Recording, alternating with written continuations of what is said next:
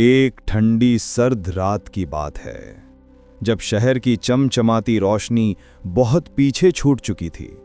एक छोटे से कस्बे में रहने वाला लड़का राहुल अपनी पुरानी कार से राइड शेयरिंग कर रहा था।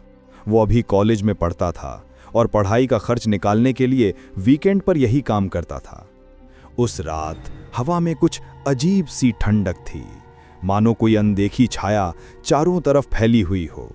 आसमान पर काले बादल छाए थे, चांद कभी झांकता तो फिर छिप जाता। राहुल के फोन की ऐप पर घंटों से कोई अच्छी राइड नहीं आई थी, बस छोटी मोटी राइड्स जो पेट्रोल का खर्च भी मुश्किल से निकाल पाते थी। फिर अचानक नोटिफिकेशन की आवाज आई।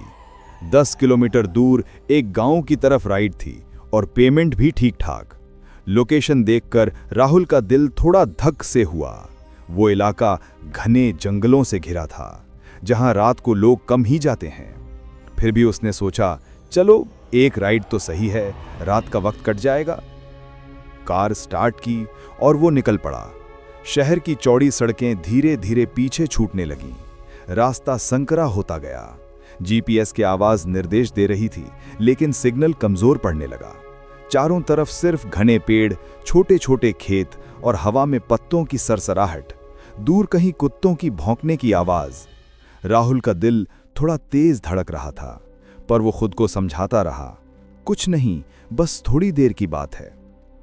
आखिरकार जीपीएस ने कहा, आप अपने डेस्टिनेशन पर पहुंच गए हैं। सामने जंगल के बीचों बीच एक पुराना सा बंगला अकेला खड़ा था। बाहर की सारी लाइट्स बंद थीं, सिर्फ एक छोटा सा बल्ब हवा में झूल रहा था। राहुल ने कार रोकी, ऐप खोला। पैसेंजर का नाम था अनजान यात्री।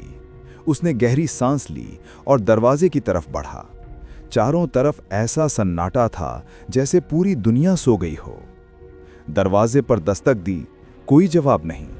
फिर जोर से दस्तक दी, फिर भी सन्नाटा। खिड़की से झांकने की कोशिश की, पर अंदर घुप अंधेरा। तभी पीछे से एक हल्की सी आवाज आई, जैसे कोई धीरे धीरे कदम रख रहा हो। राहुल मुड़ा तो दूर जंगल की ओर से एक छाया नजर आई। उसका दिल जोर से धक किया। उसने आवाज दी, हेलो, क्या आप ही राइड के लिए हैं? कोई जवाब नहीं। वो छाया धीरे धीरे करीब आता गया। राहुल को लगा ये छाया इंसान नहीं, कोई छाया है। डर से उसके हाथ पांव ठंडे पड़ गए।